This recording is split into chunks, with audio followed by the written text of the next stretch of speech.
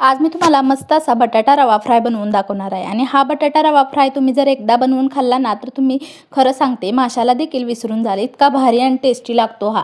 तर त्यासाठी एक बटाटा घेतलेला आहे, त्याच्यावरचे साल काढून घेतले आणि छान असा गोलाकारामध्ये कापून घेतला। जास्ती पण पातळ स्लाइड केलेले नाहीत, थोड्याशा मध्यम साईजमध्ये कापून घेतला। त्यामध्ये गरम मसाला 1 चमचा घालून घेतला, धना पावडर 1 चमचा, लाल तिखट 1 चमचा, 1 चमचा हळद आणि थोडंसं मीठ घालून घेतलं आणि मिक्स करून घेतलं आणि त्याला छान अशी आंबट चव येण्यासाठी त्यामध्ये एक चमचा आगळ देखील घालून घेतला आणि सगळं मिश्रण एकजीव करून ठेवून दिलं बाजूला। आता कोटिंगसाठी मी घेतले आहे 4 ते 5 चमचे रवा घेतलेला आहे, त्यामध्ये तांदळाचं पीठ 1 चमचा, थोडासा बुक्का आणि मीठ घालून घेतलं आणि छान असं मिक्स करून घेतला। आता कोटिंगसाठीचं सुद्धा आपलं झालेलं मिश्रण झालेलं आहे। आता आपण हे बटाटे एक 10 मिनिटासाठी रेस्ट करून घेतले आणि रव्यामध्ये डिप करून घेतले। मस्त असे दोन्ही बाजूंनी रवा लावून घेतला आणि गरम गरम तव्यावर मस्त असे बटाट्याचे काप ठेवून दिले आणि हे आपल्याला मस्त असे अलटी पलटी करून शेकून घ्यायचे आहेत, जेणेकरून मस्त होतो, रवा देखील कुरकुरीत होतो। बारीक गॅस करून छान असे 10 मिनिटं मस्त असे रवा फ्राय आपले तयार झालेले आहेत। तुम्ही बघू शकता किती सुंदर आणि छान झालेले आहेत।